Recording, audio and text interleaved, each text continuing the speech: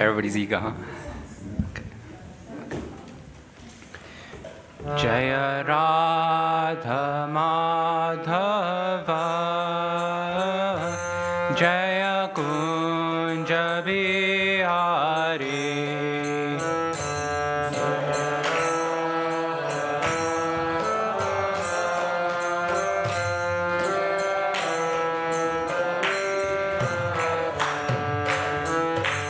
Jaya Radha Madhava Jaya Kunja Bihari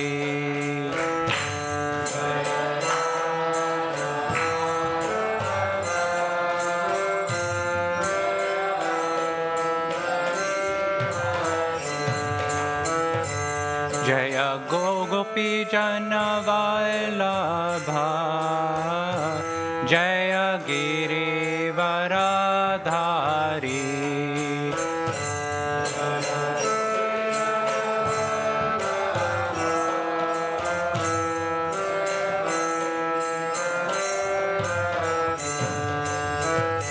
Jaya Gopi Jana Vallabha Jaya Giri Varadhari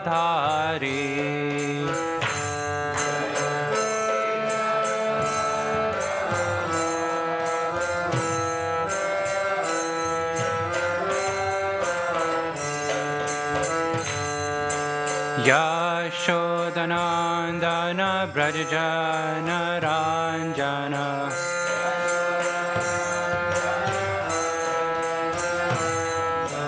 Yashodanandana Brajajana Ranjana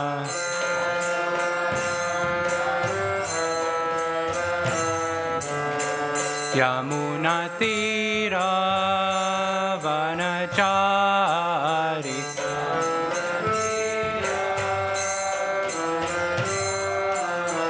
Yamuna Tira Vanachari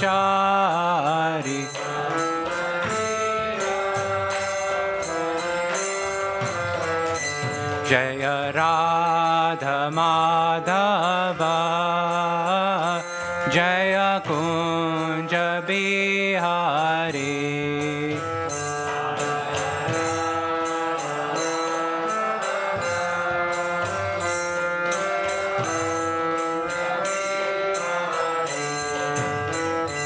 Jaya Gopi Jana Vallabha Jaya Giri Varadhari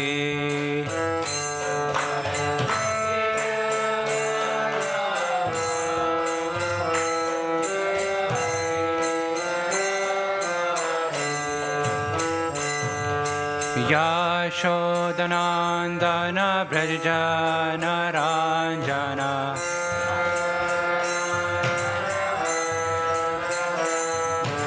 Yashodanandana Brajajana Ranjana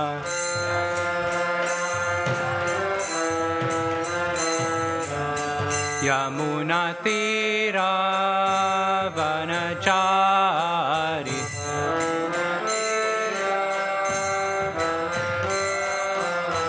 Yamuna Tira Vanachari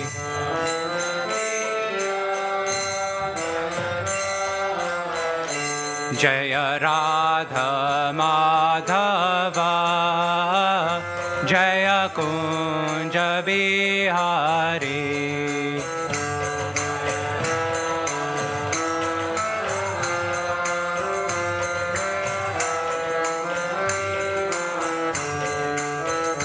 Hare Krishna Krishna Krishna Hare Hare Hare Rama Ram Rama Hare Hare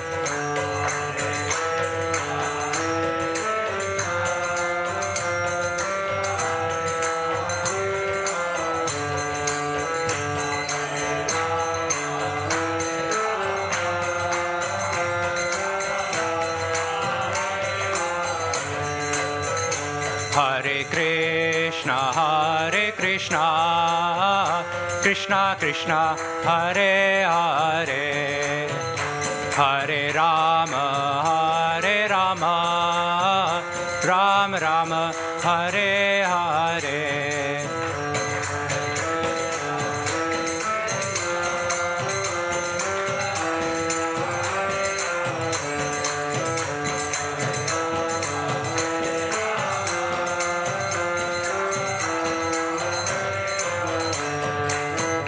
Hare Krishna Krishna Krishna Hare Hare Hare Rama Rama Rama Hare Hare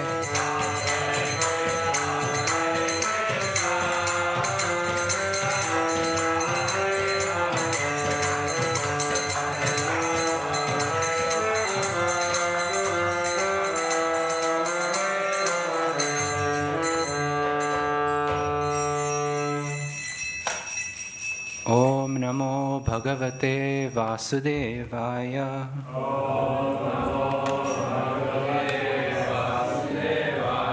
Om Namo Bhagavate Vasudevaya.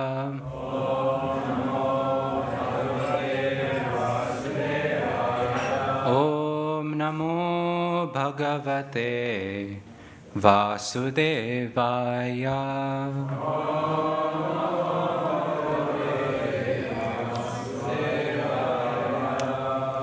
So reading from Śrīmad-Bhāgavatam, Canto 3, Chapter 17, verse 23, 24 and 25. There's 3 verses because 23 and 24 don't have purports. So maybe just read the Sanskrit and the English translation for verses 23 and 24, and then we can recite 25 together. 23. Sarve tirohitan drishtva mahasa svena detyarat sendran deva ganan shiban apashyan vyanadadbrisham. Translation. On not finding Indra and the other demigods who had previously been intoxicated with power, the chief of the Daityas, seeing that they had all vanished before his might, roared loudly. Verse 24.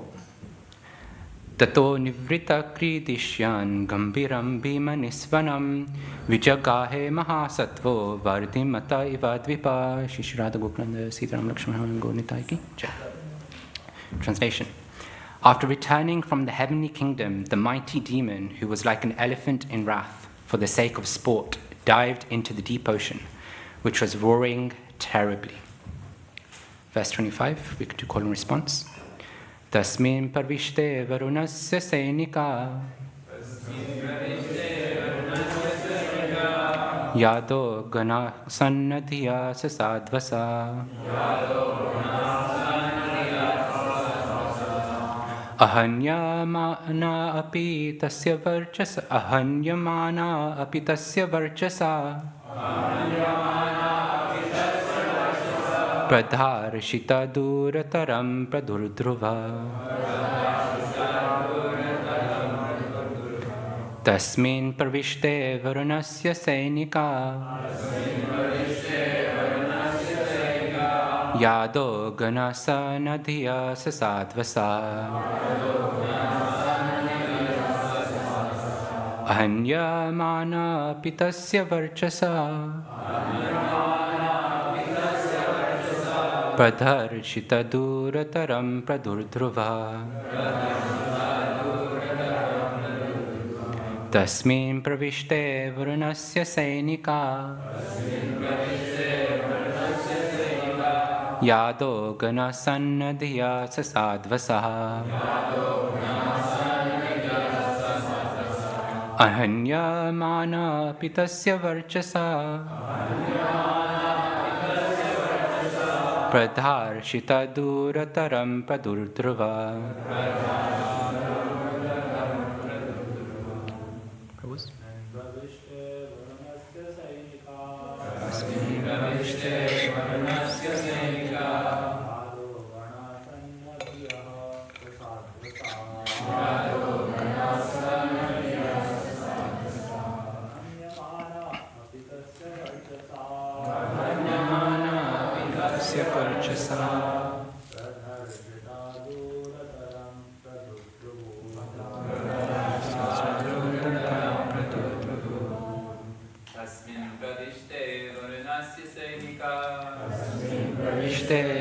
Vurnasya Sainika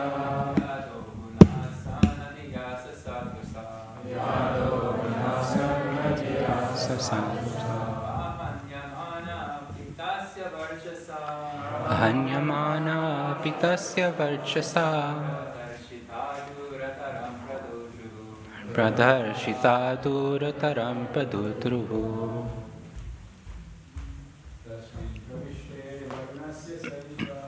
Tasim Pravishte Vurnasya Sainika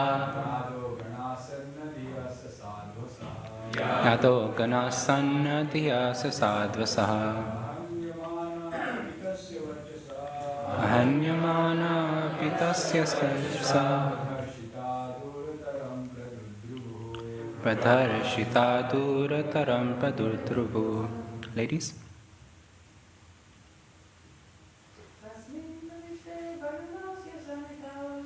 Tasmin Pravishte Varunasya Sainika Yato Ganasanna Dhyasa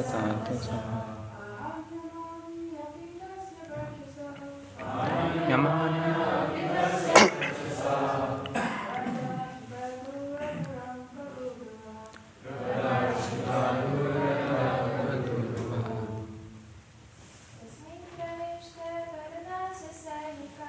Tasim Pravishte Vurnasya Sainika Yato Ganasanna Dhyasa Sadvasaha Ahanyamana Pitasya Varchasa Pradarshita Durataram Padurdruva. Anyone else? Okay. Word for word. Tasmin Pravishte. When he entered the ocean. Varunasya.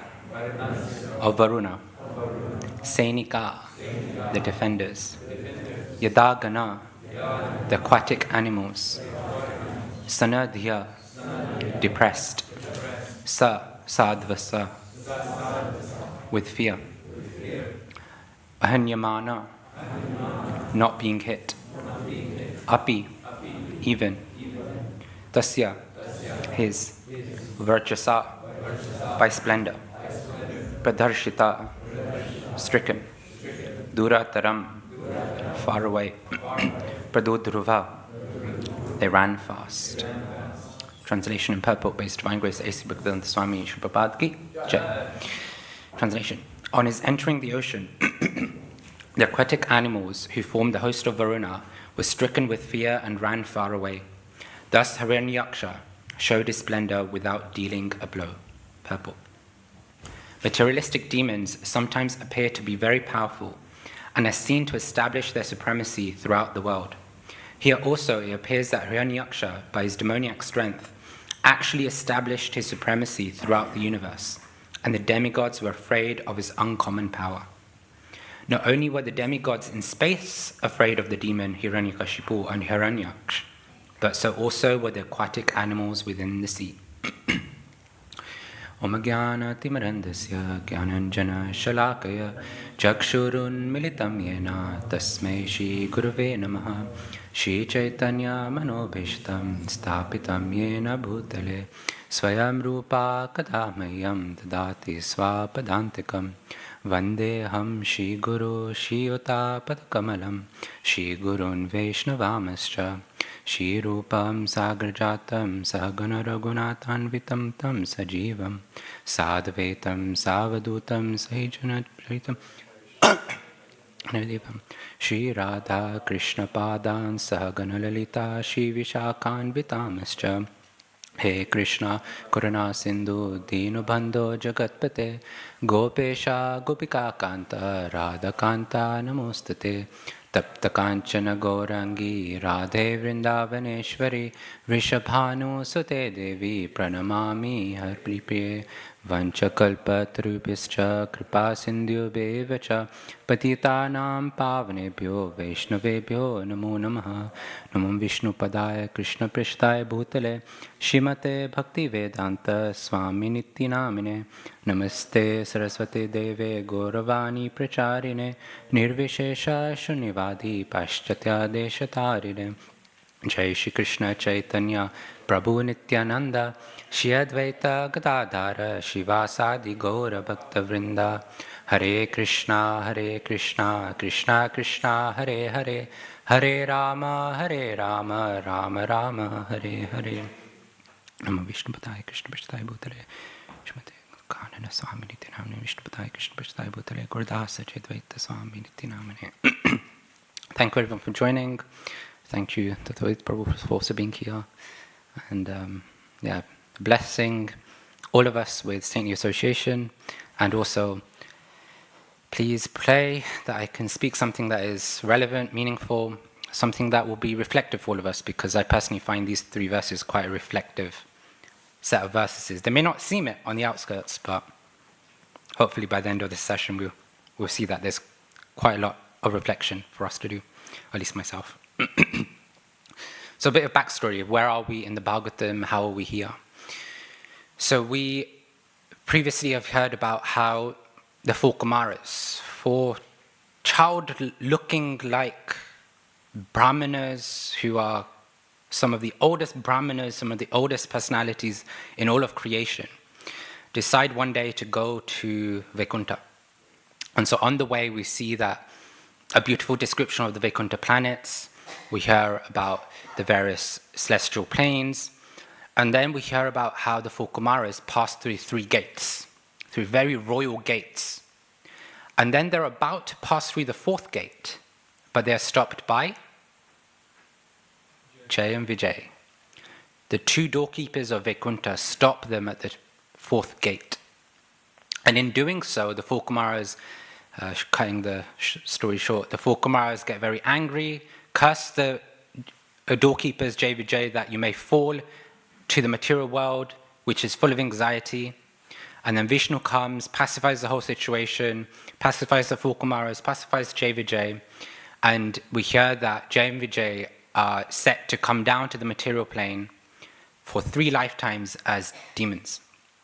And then we hear about how Jay Vijay fall down, or they come down rather, and enter the womb of Diti.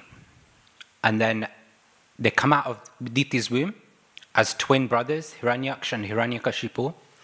And as soon as that happens, there's so much inauspicious omens that are in the atmosphere. It's described that there were mad fires. It's described that there were earthquakes, that there were tumultuous winds. So much inauspiciousness was going on in all 3 worlds. And then we read earlier on in this chapter about the amazing bond between Hiranyaksha and Hiranyakashipu. 2 twin brothers, the bond between them.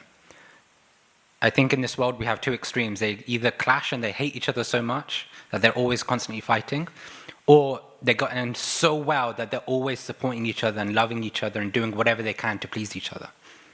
And the latter is what Hiranyaksha and Hiranyakashipu were like. Hiranyaksha, being the younger brother, he was always trying to find ways to please Hiranyakashipu. And one of the ways he was doing that was to travel the universe, travel all 3 worlds with a fighting spirit. And his fighting spirit, his strength was so much that everybody in all 3 worlds was scared of him.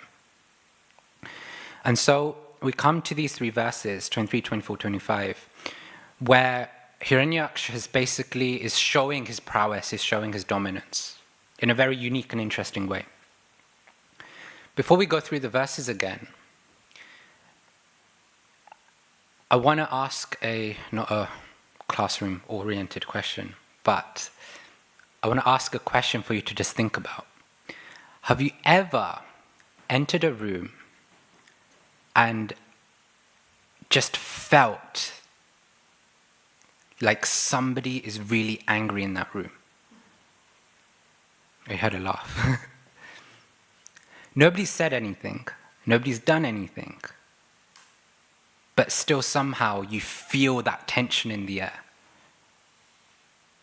On the flip side, have you ever entered a room where you have felt, oh my gosh, I'm so glad this person is here? And again, nobody's said anything, nobody's done anything, they've not come and embraced you, anything like that. But your heart just feels at peace, just feels safe, just feels the positive vibes and the positive energy from that person just coming out. That's the power of somebody's presence. And we all actually have a presence that we carry. And that presence isn't about physical proximity. It's not that, oh, they're sitting next to me, so therefore I'm feeling their energy. Just being close, just being around their energy is sufficient. Sometimes that presence says, you're not enough. But sometimes that presence can say, you can just be yourself. Sometimes that presence says that around me you've got to be careful. Sometimes that same energy or that same presence can say, relax, like you're safe, you don't need to worry about anything. And sometimes that energy or that presence can say, if you're coming around me, you're in danger. And that's exactly the example that we see in these verses through Hiranyaksha. In a very extreme way, we see his powerful, intense, negative presence is just screaming, you're in danger. And so what do we see? We see in verse 23, if I just read it again, on not finding Indra and the other demigods who had previously been intoxicated with power, the chief of the Daityas, seeing that they had all vanished before his might, roared loudly. We see that the Devatas, right, as is described in this verse, they were previously intoxicated with power. They previously felt like they were powerful beings, they were in control, they had strength. But upon seeing Hiranyaksha's power and presence, it's not that Hiranyaksha said anything, did anything, but just experiencing his presence, they vanished. They just left and hid away. It reminds me of a story that comes, I think it's Canto 4 in the Śrīmad-Bhāgavatam of King Vena. King Vena was the son of a very great king called King Anga. And this King Anga was very pious, he's very respectful as a king. And his wife was Sunita, I think it was. Sunita. And she happened to be the daughter of Mrityu and a descendant of Adharma, meaning she was the daughter of death and a descendant of irreligion. And so when King Anga and Sunita had a child, that was King Vena or Vena, and Vena turned out to be a complete tyrant. There was no sin, there was no crime he had not committed. He was so sinful that King Anga became tired and fed up of trying to correct his child, that he decided at one point that, you know what, I don't even know if this family life, this householder life is even worth it. And so at some point he decides to give up householder life and embrace renounced life, goes to the forest and just embraces life in the forest. And so all of a sudden, the kingdom is now without a king. And what happens when there's no king, there's no authority, there's no ruler? All the thieves and all the rogues wreak havoc.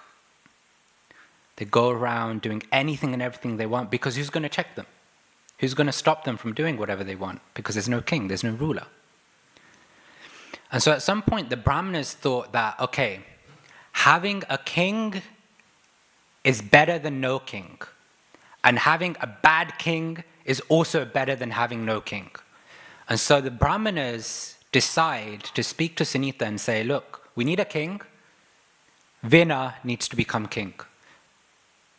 And so they place King Vena on the throne and he becomes King Vena.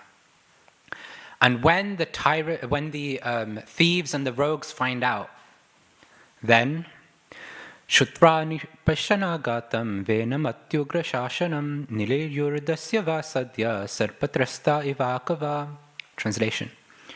It was already known that Vina was very severe and cruel. Therefore, as soon as all the thieves and rogues in the state heard of his ascendance to the royal throne, they became very much afraid of him. Indeed, they hid themselves here and there as rats hide themselves from snakes. The thieves and rogues who thought they were powerful, who were powerful because when there was nobody greater than them or no ruler in front of them, they were able to do whatever they wanted in the kingdom. As soon as they heard of and found out that there was somebody more powerful than them that was ruling, somebody more cruel than them, they fled. They hid themselves, locked themselves away so that King Vina could not reach them. And the parallel here is that the demigods thought they were powerful. They thought they had strength. And yet, when Hiranyaksha, somebody more powerful than them, turned up at their doorstep, they ran in fear because they realized their power, their strength was nothing compared to his. Now, if we were in Hiranyaksha's position where we entered a room and everybody fled, or maybe you've had this experience where you've gone to somebody's house uncalled for, uninvited, you've knocked on their door. You know they're at home, but then they just don't open the door and they just run and pretend they're not at home. I don't know if anybody's had that experience. Probably happens in India a lot. But if you've ever had that experience, or if you put yourself in Hiranyaksha's position, some of us will feel disappointed, some of us will feel sad, some of us will feel hurt and upset because it's like, I'm being here, I'm coming here, but everybody is just leaving. But not Hiranyaksha. Hiranyaksha was not disturbed. He was not upset. On the contrary, he was joyous. He really found pleasure in that experience because he felt himself to be so powerful that nobody dares come in front of him. And so in the next verse we see, verse 24, after returning from the heavenly kingdom, the mighty demon, who was like an elephant in wrath, for the sake of sport, dived into the deep ocean, which was roaring terribly. Hiranyaksha, intoxicated with his own prowess, didn't care that everybody fled. In fact, he was happy about it. And in that happiness, he thought, let me go for a swim. Let me dive into the ocean and go for a swim. But then what happens? Verse 25. On his entering the ocean, the aquatic animals who formed the host of Varuna were stricken with fear and ran far away. Thus Hiranyaksha showed his splendor without dealing a blow. Hiranyaksha dove into the ocean just for sport, but all the aquatics swam away out of fear. And these aquatics are under the guidance and under the protection of Varuna, the king of the oceans, king of the waters. And yet they fled. Hiranyaksha didn't say anything. He didn't do anything. He didn't attack anyone or anything. In fact, in the previous verse, we hear that he just went into the ocean for the sake of going into the ocean. Whereas with the demigods, we understand that he went to the heavenly kingdoms to show his prowess. And not only did the demigods flee, but we see that the aquatics also fled just from Hiranyaksha's presence. That's how powerful Hiranyaksha's presence was. His presence communicated danger. When we look at the modern world of self-help, of communication gurus, one of the things they talk about is that 80% of communication happens through non-verbal means and 20% through verbal means, which means that our communication is less about the words we use and more about the way we carry ourselves before we use words, whilst we're using words, and after we use words. Most of our communication happens through our non-verbal means. And so we see that that's exactly what we experience and see through these verses, that Hiranyaksha's presence is communicating more than any words could. His presence communicated, you're in danger if you're around me. And so everybody picked up and left. And we don't actually have to speak to influence anyone, right? We see here in this pastime, Hiranyaksha just was present and he influenced everybody and everything around him. And that influence, that non-verbal communication happens in different ways. Through our facial expressions, through our bodily posture, through the tone we have, through the energy, the internal mood we're carrying, through the thoughts we have. All of that influences the atmosphere around us because it's all about the consciousness that we carry. Many of us will have experience of somebody whose very presence makes people feel cautious and careful around them because you don't know what you're going to expect, right? And it's not that they necessarily have to say something, do something. You just feel that, okay, like I have to tread carefully around this person because I don't know how they're going to react. I don't know what they're going to do next. It's just the way that they hold space in that room. It's just their presence that is screaming or telling us, you got to be careful. Don't challenge me.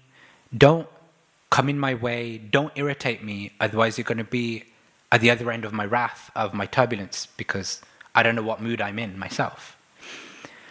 And we see Hiranyaksha actually represents this in a very extreme way, right? Because it's not only you've got to be careful around me, but you've got to run away from me. And so we see that actually the scriptures, throughout the scriptures, we see various different personalities that showcase to us the power of one's presence. If we just turn to Hiranyaksha's brother, Hiranyakashipu, many of us or most of us will know the backstory of Hiranyakashipu, where after Hiranyaksha died, then he goes and performs a lot of austerities. He gets boons from Lord Brahma. Originally he wanted to become immortal, but Brahma's like, I can't give you immortality because I'm not immortal myself. So then he devises a plan where he thinks he can become immortal. I should die not in the day, not the night, not inside, not outside, not by weapon or by astra or shastra, I forgot what astra is now, not by man or by animal. All these different things he comes up with. And then he gets this boon. He thinks he's immortal. Everybody thinks, oh my gosh, he's immortal. He's got so much strength. And he goes and conquers all three worlds. Where Hiranyaksha's presence screamed to everyone, you're in danger, run. Interestingly, Hiranyakashipu's presence made people go, you're in danger, submit yourself, out of fear. In the Bhagavatam, we see that after we hear about Hiranyakashipu conquering the three worlds, we get a very beautiful yet interesting description of Indra's residence, of Indra's palace. It says, the steps of King Indra's residence were made of coral. The floor was bedecked with invaluable emeralds.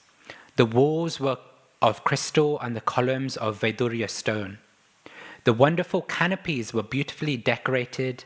The seats were bedecked with rubies, and the silk bedding, as white as foam, was decorated with pearls.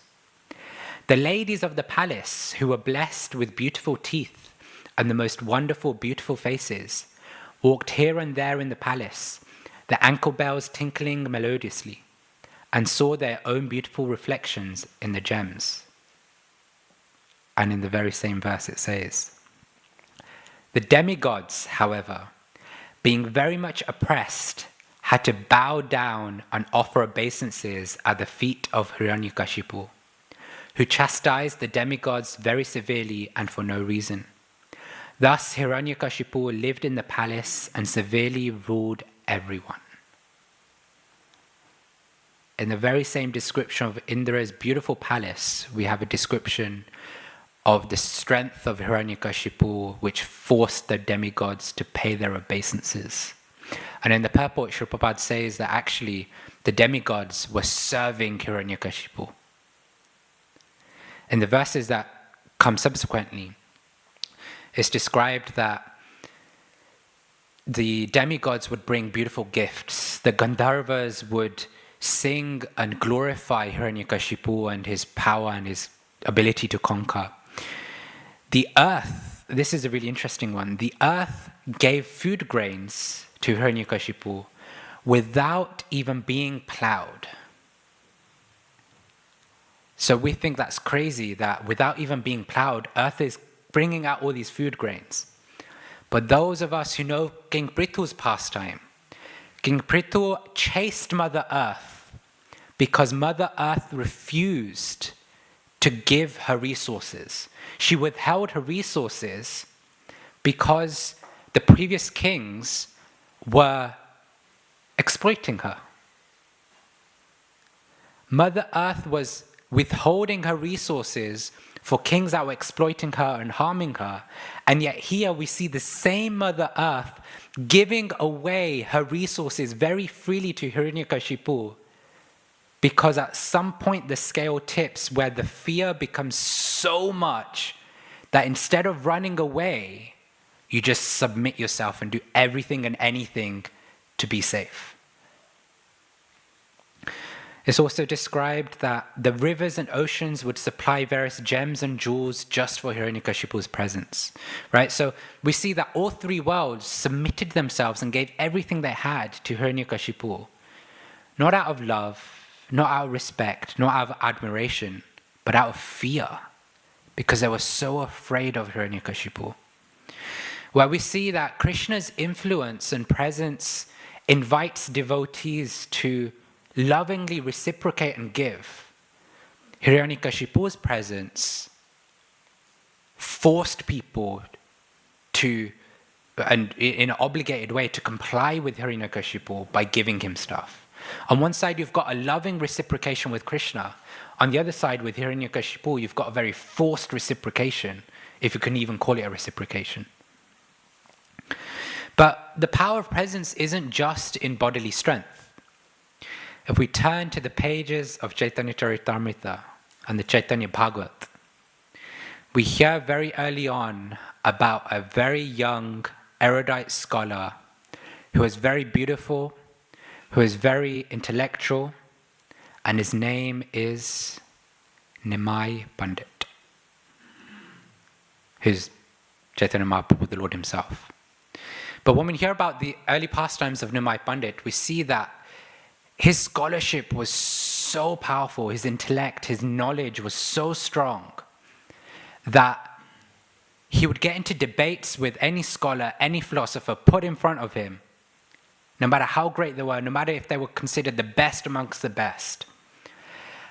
And he would hear their argument, and then after the argument finishes, he would come up with a long list of reasons for why the argument is flawed, and convince them that actually, you know what, yeah, my argument is flawed. You're right. And then he'd go, Shishi Radha Gokulananda Sita Ram Lakshman Hanuman Gaurnitai Ki Jai. He wouldn't do that at that point, but out of respect. And after he's defeated the argument and convinced them that the argument is wrong, he'd then give a counter-argument to his argument to explain why that original argument was correct. Now that's impressive, that's crazy, I don't know how many of us could do that. If I speak for myself, I'd probably struggle just to defend and protect my understanding of Krishna consciousness to people, let alone argue somebody else's philosophy of life and then counter it again. But that was how amazing Nimai Pandit was in his academia, in his scholarship. But with that great ability comes a great presence. His presence was such that when Nimai Pandit is walking down the streets of Navadvip, if a scholar or a philosopher is walking down the other side and even sees a glimpse of his shadow from a mile away, they turn around, walk and run in the other direction, and takes a long way around to get to their destination, because they know if they come in front of Nimai Pandit, if Nimai Pandit so much as glances an eye on them, he's going to chase them down, he's going to drag them into a debate, and that debate only has one conclusion, and that is defeat. There's nothing else that's going to happen. There's no winning against Nimai Pandit. And so we see there that the power of presence isn't just about the physical strength one carries, but it can also be the internals or the subtle energy that we carry too. And I want to clarify, I'm not comparing Nimai Pandit to Hiranyakashipu or Hiranyaksha at all in their consciousness. Hiranyaksha and Hiranyakashipu were ruling out of fear. Their presence was fearful because people were actually physically in danger. But Nimai Pandit's presence was all about domination through intellect. And so the pertinent question is raised for all of us, which is that what's the effect of our presence? When we enter a room, what presence do we carry? If we go back to Nimai Pandit and fast forward in his life, after Nimai Pandit loses his father and then attains a spiritual master in Ishvarapuri, we see that the same Nimai Pandit who scholars and philosophers would run away from in fear of being defeated and engaged in debate, that same Nimai Pandit, now called Shri Krishna Chaitanya, is going around every town and village to glorify Krishna, chant about Krishna, engage everybody in Krishna service. And people are coming hundreds and thousands of miles just to see him, just to associate with him, just to be in his physical presence. Because that Krishna who was an erudite, Nimai Pandit who was an erudite scholar who wanted to showcase his scholarship is now just inviting people to love Krishna. He's showcasing with his presence, and what's oozing out of him is love for Krishna. And we see this very much in the pastime of Chand Ghazi, where Chand Ghazi, who was, I believe, a minister of Bengal, he, under political pressure through the citizens, etc., had stopped the Sankirtan party from going on and had broken Mridangas. And when Mahaprabhu finds out, he arranges, along with the devotees, he arranges for a massive Sankirtan party, almost like a parade of Sankirtan. From every nook and cranny of Navadvip, Sankirtan was coming out, the devotees were coming out, and all walking towards and assembling outside the house of Chand Ghazi. Now bear in mind, this is going to be hundreds and thousands, probably even tens of thousands of devotees assembling outside of one person's home. Even if that happened outside the Queen's palace, how many guards does the Queen have to protect? The King's palace. How many guards does the King have to protect him? Tens, max hundreds? Mahaprabhu could have used that power that he had, that influence he had over all these people to completely annihilate Chand Ghazi, completely burn his home and destroy him. He could have done that. But he didn't. Because for him, the power, the presence he had was not to assert dominance. It was to attract people to Krishna. And so we hear in that pastime that actually, even though he assembled the Sankirtan party outside Chand Ghazi's home, it was a very peaceful party, and as soon as Chand Ghazi invited Mahaprabhu in, he went in, had a very nice conversation, discussion, reciprocated with Chand Ghazi, and attracted Chand Ghazi to devotion, to the path of devotion. And that was his presence. That was Mahaprabhu's presence. On the one side, you had Nimai Pandit's presence, which was about asserting his dominance of intellect. On the other side, you had Mahaprabhu's presence, which was just to attract everybody to Krishna. And we can fast forward almost 500 years, and we can look at His Divine Grace A.C. Bhaktivedanta Swami Srila Prabhupada. We see that Prabhupada followed that same principle of his presence. We hear in the early pastimes, if we ever read or hear about the memories of Srila Prabhupada, we hear, and I'm sure if we gave the mic to Tattvavid Prabhu would probably be able to say the same thing. The presence that Srila Prabhupada carried was just that of love. bear in mind that the original days, when he came to the West, especially in New York, what was taking place was a counterculture of hippie, right? The hippie counterculture.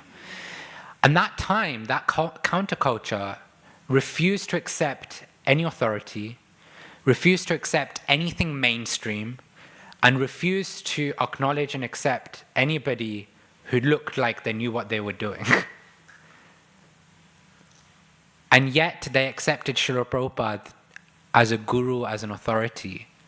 Not because Srila Prabhupada carried that as his presence, but because they felt the love that was oozing out of Srila Prabhupada's presence. And that's what attracted them. And I think it's Giriraj Maharaj that talks about this, specific pastime that's coming to my mind. I think it's a university program or something. And I'm attributing to Giriraj Maharaj, it might be somebody else, but this devotee, this disciple was talking about how they were there at a program with Srila Prabhupada present, and they were chanting. And at some point, this devotee just had a surge of energy of love. This love was going through them, that they were starting to look at everybody in the crowd, and they just felt immense love for everyone. And then that love was expanding. Why everybody in the room? Everybody in that city. Why everybody in the city? Everybody in the country. Why everybody in the country? Everybody in the whole universe. They wanted to embrace every single being in the whole universe. And they were like, this is magical. I've never felt this before. So after the program, this devotee then speaks to Prabhupada and he goes, Prabhupada, chanting is so amazing, isn't it? And Prabhupada's just smiling and chuckling. It's like, yeah, it is. And then we see and hear that even many of Srila Prabhupada's disciples joined the movement because they felt that love coming from the disciples or the devotees of the time. And if we speak for many of us in this room who may or may not have experienced Prabhupada's presence, physical presence, when he was around, we have joined probably because we've experienced the love of a devotee. And I speak for myself.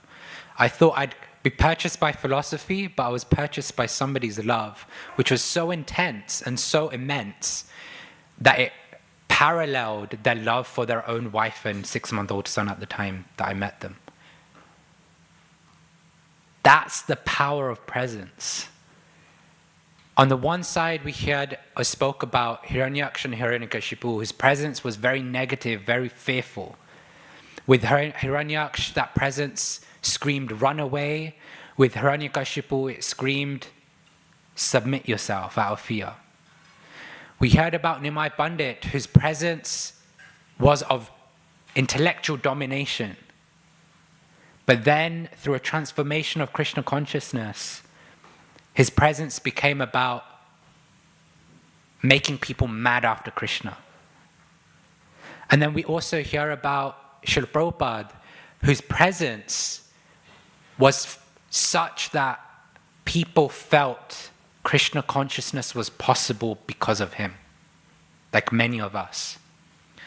And so, the reflective part of class is, what does our presence exhibit? What are we transmitting through our presence? It's a shame Ananta Gopal Prabhu isn't here, but I just remember having this conversation with him a long time back. And for those who know Ananta Gopal Prabhu, he's always memorizing verses. And on this one occasion, he was memorizing a verse that spoke about how, maybe somebody in the room knows the verse, but that spoke about how one should always be smiling and happy in the presence of a devotee. Does somebody know the verse? What verse it is? Okay, maybe at some point somebody would have an inspiration. And so that was coming to my mind when I was thinking about this, because the presence of a devotee should make people feel happy to see them.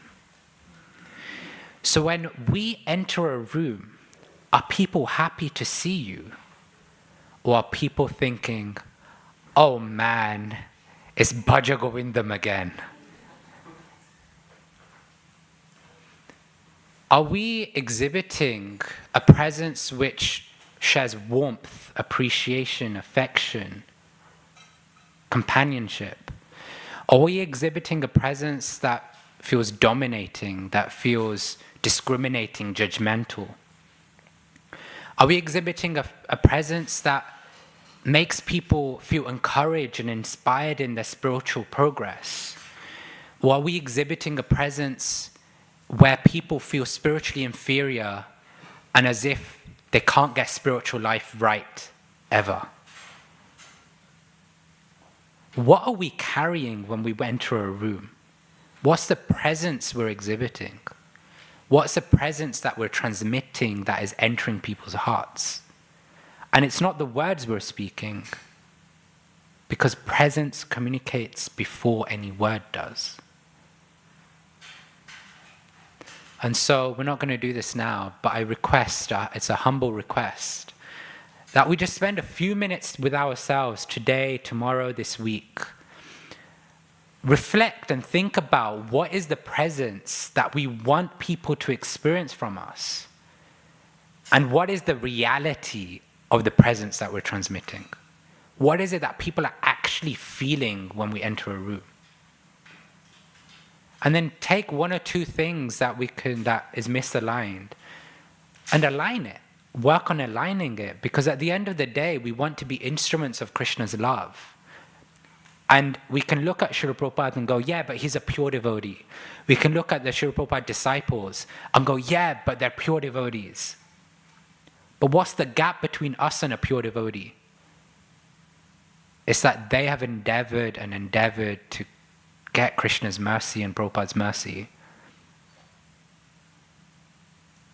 And we're on the path. And so we just gotta keep going after that mercy. And that mercy comes not just in doing active devotional service, but it's also about the character that we develop, which is multiple times mentioned throughout the Bhagavad Gita. The saintly qualities that we have to develop, the saintly presence that one feels. And so, I then class there. Hare Krishna, Krishna Krishna, Hare Hare, Hare Ram, Ram Ram, Hare Hare. Any questions, comments? Tatavid Prabhu is going to enlighten us. His mic.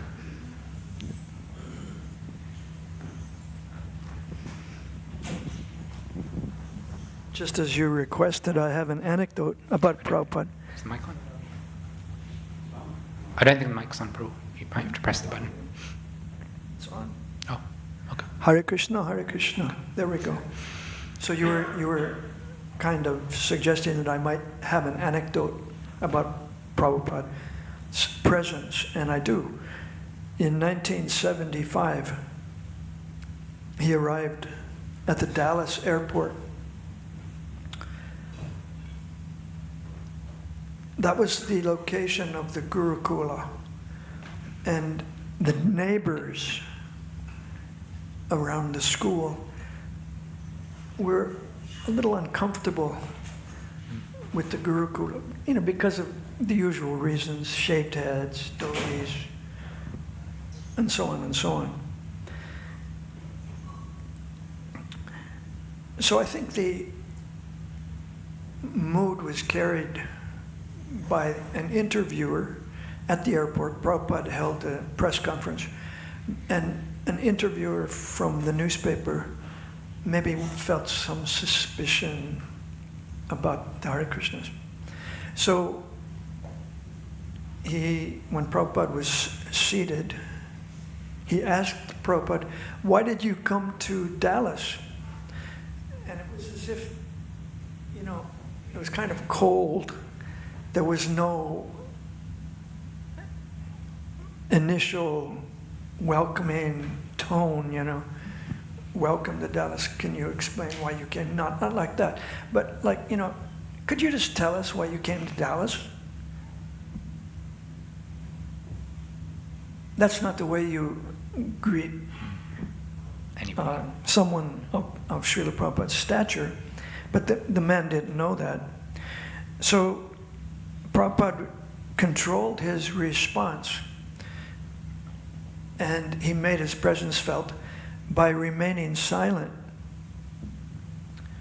Now, if you have a second hand on your watch, do you have a second hand on your phone? Mm-hmm. Yeah. Okay, start the second hand on your phone, please. Is it going? 1 second.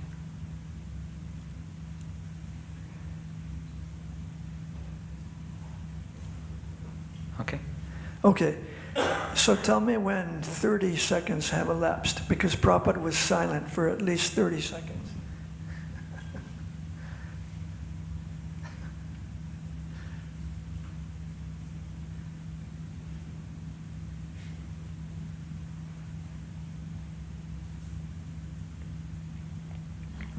The reporter's beginning to wonder, why isn't he answering my question?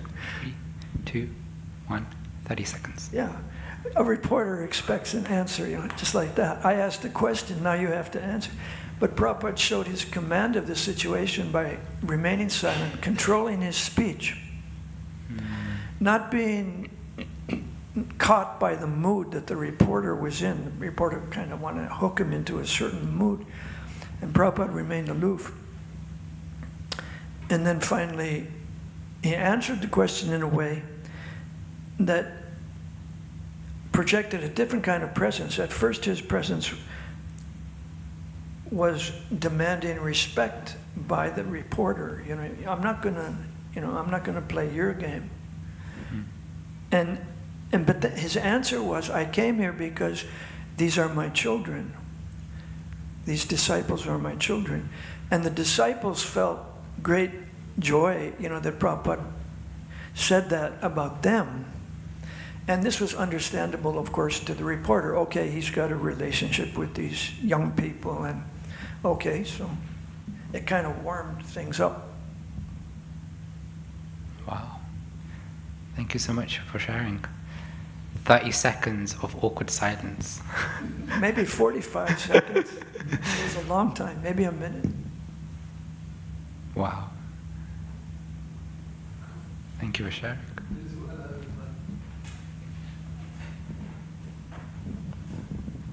I heard Prabhupada in an interview with a reporter, and these disciples were saying he wanted to tell him, the reporter, please tell me about your life.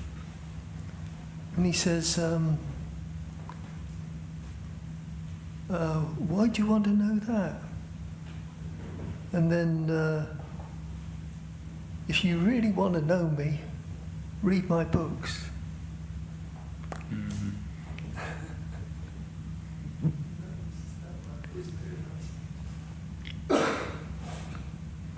Yeah, thank you for sharing. It's really interesting when we look at Sri Prabhupada, because his life is full of so much nectar, right? We've got biographies, we've got a Bhajaran series, we've got memories, we've got so many things, even about his earlier life. But from Bhajan Prabhu's share, it's very clear, Prabhupada's presence was not about establishing himself as an authority, as a guru, anything like that. His presence was all about attracting people to Krishna consciousness, because he genuinely believed that everybody could be Krishna conscious. And so he just attracted everyone to Krishna, and he was a medium for that, from his perspective. So yes, thank you for sharing. Any other questions, comments? No? Grantaraj Śrīmad-Bhāgavatam ki. Prabhupada ki jai.